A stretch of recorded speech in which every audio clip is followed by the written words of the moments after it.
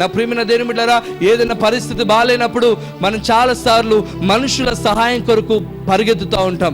మనుషుల దగ్గరికి వెళ్తాం, అయ్యా ఎదుగో ఈ పరిస్థితి ఈ విధంగా ఉందని మనుషుల సహాయం కోరడానికి వెళ్తాం. కానీ ఏ వ్యక్తి దగ్గరికి వెళ్ళినా నా ప్రియ సహోదరి సహోదరుడా, నీ జీవితం ఎన్నడూ బాగుపడదు.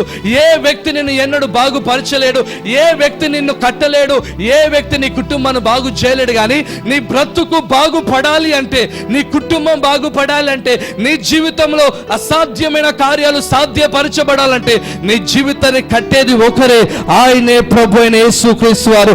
ఆయనే బ్రతుకుని మార్చగలడు, ఆయనే నీ కుటుంబాన్ని కట్టగలడు, ఆయన నీ జీవితంలో అద్భుతమైన కార్యాన్ని చేయగలుగుతాడు. దేవునికి స్తోత్రం, హల్లెలూయా.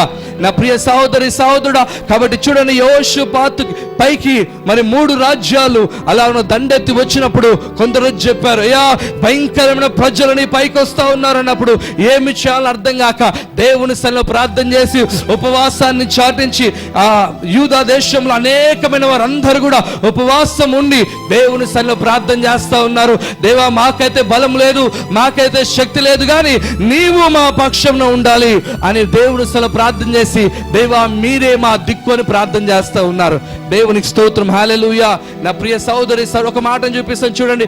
కీర్తన గ్రంథము 25:15 దావీదు రాస్తాడు కీర్తన, నా కనుదృష్టి ఎల్లప్పుడు యెహోవా వైపునకి తిరిగి ఉన్నది, యెహోవా వైపున తిరిగి ఉన్నది. ఆయన నా పాదములు వలలో నుండి విడిపించును. నేను ఏకాకిని బాధపడువాడను, నా వైపు తిరిగి నన్ను కరుణింపు. దేవునికి స్తోత్రం, హల్లెలూయా. నా ప్రియమైన దేవుని బిడ్డలారా, చూడండి, దావీదు అంటాడు, అయ్యా నా కన్ను దృష్టి ఎల్లప్పుడు ఎవరి పైన ఉందట? నీ పైనే ఉంది దేవా, నీ పైన నా కన్ను దృష్టి ఉంది, ఇంకా ఎవరి పైన నా దృష్టి లేదు. మరి దేవుని పైనే దావీదు యొక్క దృష్టి పెట్టుకుని ఉన్నాడు. కారణం ఏంటో తెలుసా? వలలో నుండి విడిపించడం దేవుడు చేయగలుగుతాడండి. దేవునికి స్తోత్రం, హల్లెలూయా.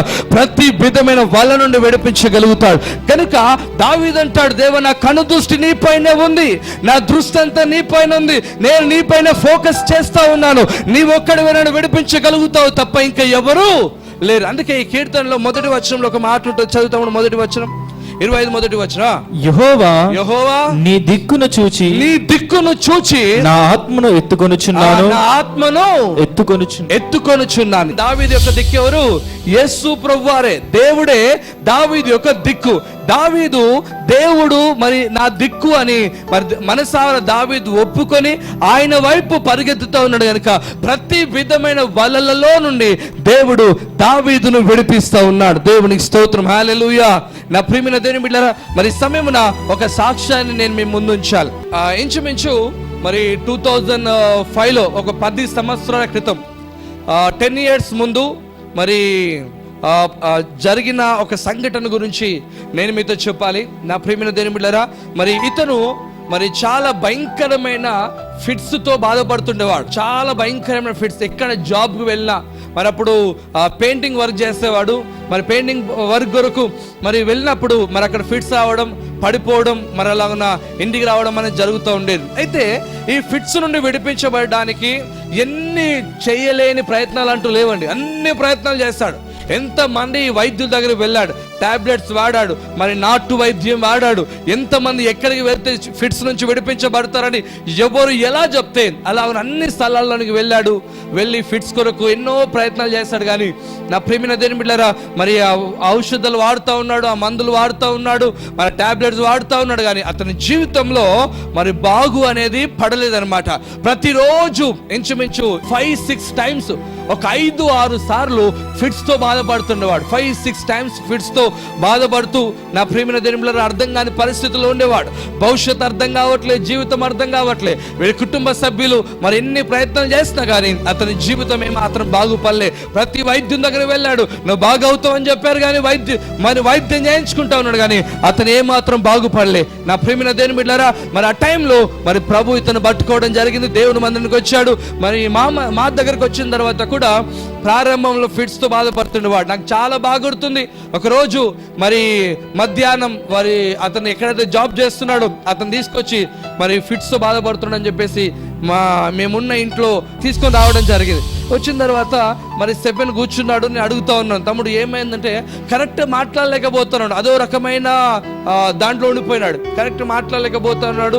మరి అతని కొరకు మేము చూస్తున్నాం మరలా ఫిట్స్ రావడం, బాధపడడం అనేది జరుగుతూ ఉంది. నా ప్రియమైన దేవుని బిడ్డలారా, ఆ విధంగా ఫిట్స్తో బాధపడుతూ మరి ఆ విధంగా ఉన్నప్పుడు ఎన్ని ట్రీట్మెంట్స్ జరిగినా ఏ మాత్రం కూడా బాగుపడలే. అయితే ఈరోజు నేను చెప్పే విషయం ఏంటంటే, మరి అతని జీవితంలో 2006లో మరి దేవుడు ఒక వాగ్దానం చేస్తాడు. ఏమని వాగ్దానం చేస్తాడంటే, నేను నీకు ఆరోగ్యాన్ని మరలా ఇవ్వబోతున్నాను వాగ్దానం చేస్తాడు. కొట్టండి బిగ్గరగా చెప్పట్లు, హల్లెలూయా.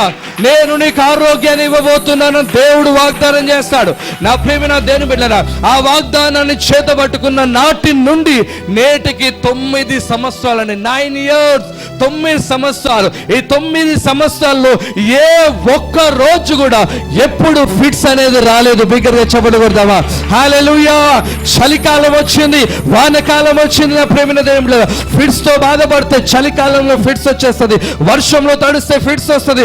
రోజుకి 5-6 సార్లు ఫిట్స్ తో బాధపడుతున్న ఈ వ్యక్తిని కనికరించిన దేవుడు నా ప్రియ దేవుని మీద 9 సంవత్సరాలుగా ఫిట్స్ అనేదే లేకుండా సంపూర్ణమైన ఆరోగ్యాన్ని దేవుడు అనుగ్రహించాడు. దేవునికి స్తోత్రం, హల్లెలూయా. నాకు చాలా బాగా గుర్తుంది, ఆ టైంలో, ఆ వాగ్దానపు టైంలో మరి స్టెఫెన్తో నేను మాట్లాడుతున్నప్పుడు అతను చెప్పాడు, అన్న నీ లోకంలో ఉన్నప్పుడు నేను చెయ్యలేని పనులు అంటూ ఏమీ లేవు, అన్ని నేను చేశాను, రకరకాల బలహీనతలను వెంబడిస్తుండేది. కానీ ఎప్పుడైతే యేసును నమ్ముకున్నానో ఇక మీదట నా దేవుడు యేసయ్యనే, ఆయనే నా దిక్కు, ఆయనే నా సర్వము, ఆయనే నా సొంత రక్షకుడని ఏనాడైతే ఒప్పుకొని అంగీకరించాడు, ఆ నాడు నుండి నేటి వరకు సంపూర్ణమైన ఆరోగ్యాన్ని దేవుడు అనుగ్రహించాడు.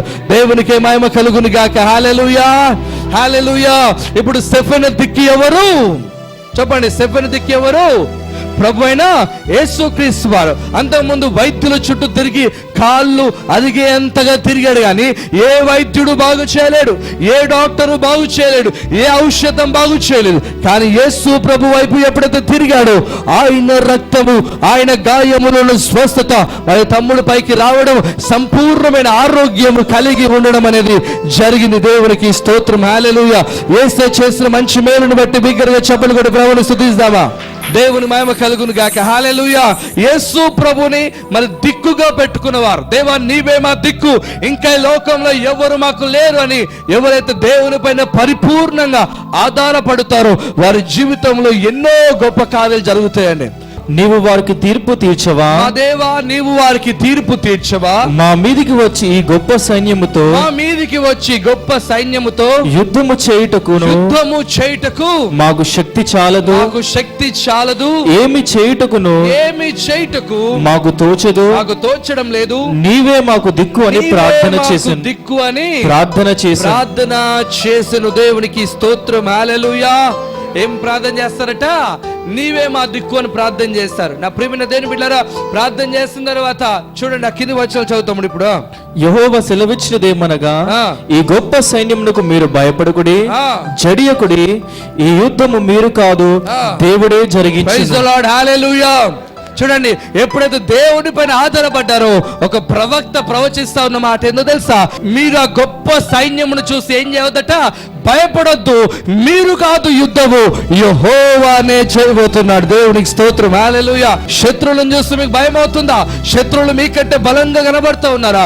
శత్రువులు మీకంటే గొప్ప సైన్యంగా నిలబడ్డారా? అయితే మీరు దేనికి భయపడవలసిన అవసరం లేదు, దేవుడు మీ పక్షంలో యుద్ధము చేయబోతున్నాడు. నా ప్రియమైన సహోదరి సహోదరుడా, చూడండి, దేవుని పైన ఆధారపడ్డ వారిని దేవుడు ఎన్నడూ విడిచిపెట్టాడు. మరి జాయ్సన్ వాళ్ళ జీవితంలో చేసిన దేవుడు, మన స్టెఫెన్ జీవితంలో చేసిన దేవుడు, మీ జీవితాల్లో కూడా దేవుడు ఎన్నో కార్యాలు చేయగలుగుతాడు. నా ప్రియ సహోదరి సహోదరుడా, ఆయనను దిక్కుగా పెట్టుకున్నప్పుడు, ఆ దేవా నీవే మా దిక్కు, నీవు తప్ప మాకు ఎవరు లేరు అని ఎప్పుడైతే దేవుని పైన ఆధారపడడానికి ఇష్టపడతావో నీ బ్రతుకుని మార్చగలడండి. దేవునికి స్తోత్రం, హల్లెలూయా. చూడండి, ఈ యోషుబాతు చేసిన ప్రార్థన, దేవా నీవే మా దిక్కు అని ప్రార్థన చేస్తాడు. దాని తర్వాత ఏమి జరిగిందో తెలుసా? మరి ఆ సైన్యము వారందరూ ఉన్నప్పుడు వారి పైన దేవుడు మాటుగాండ్లను పెట్టి వారిని జయించడము. తర్వాత ఈ సైన్యం అంతా, యూదులంతా కలిసి వెళ్ళేసరికి ఒకరినొకరు పొడుచుకొని చనిపోయి ఉన్నారు. అక్కడ అందరూ శవాలు పడి ఉన్నాయి, కానీ నా ప్రియమైన దేవుని శత్రులందరూ అక్కడ చనిపోయి ఉన్నట్లుగా కింద దేవుని వాక్యంలో మా లేఖనంలో రాసి ఉంది. దేవునికి స్తోత్రం, హల్లెలూయా. మరి దేవుడు ఎవరి పక్షంనైతే ఉంటాడో వారి జీవితంలో గొప్ప కార్యాలు జరుగుతాయి. అయితే ఈరోజు నేను మీతో చెప్పే మాట ఏంటో తెలుసా? ఎంతకాలము మీరు ఎన్నో దిక్కుల వైపు మీరు పరిగెత్తొచ్చు, నీ జీవితంలో కనికరం రాలేదు, కృప రాలేదు, మీ బ్రతుకులో ఎన్నడూ మార్పు రాలేకపోవచ్చు. కానీ ఈరోజు దేవుని వాక్య ప్రకారం మీరు నమ్మండి, దేవా నీవే నా దిక్కు అని దేవుని పైన ఆధారపడడం ప్రారంభించండి. నిశ్చయముగా దేవుని కనికరం మీ పైకి దిగి రావడం మాత్రమే కాదు, మీ పరిస్థితులు అంతటిని దేవుడే మార్చబోతున్నాడు. దేవునికి స్తోత్రం.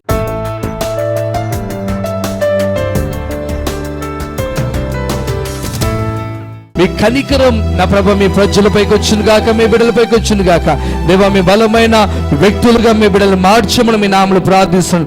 అయ్యా లోకంలో ఏ దిక్కు లేదు దేవా, నీవే మా దిక్కే ఉన్నావు దేవా. మీరు మాత్రం మిమ్మల్ని విడిపించగలుగుతారు, నడిపించగలుగుతారు. యెహోషాపాతు చెప్పినట్లుగా దేవా మీరే మా దిక్కు అని ప్రార్థన చేసినప్పుడు అయ్యా యుద్ధము వారు కాదు మీరు చేసే జయ జీవితాన్ని అయ్యా ఒక జయమును మీరు ఇచ్చారు దేవా. అలాగే తండ్రి ఈరోజు ఈ వర్తమానం వింటున్న మీ బిడ్డల జీవితంలో విన్న ప్రతి ఒక్కరికి ఆ యొక్క తీర్మానంలోనికి వీళ్ళు వచ్చుదురుగాక. యేసు నీవే మా దిక్కు అని అయ్యా బిడ్డ అంగీకరించి మేము వెంబడించుదురుగాక. యేసు నామంలో అయ్యా మీ బిడ్డను బలపరిచి దీవించి మహిమ పొందమని యేసు నామంలో ప్రార్థిస్తున్నాను తండ్రి, ఆమేన్. మా చిరునామా Mizpah ministries near saint Paul school, Asmatpet, old Bowenpally, Secunderabad. వివరములకై మా ఫోన్ నంబర్స్ 8885669900, 8885668800.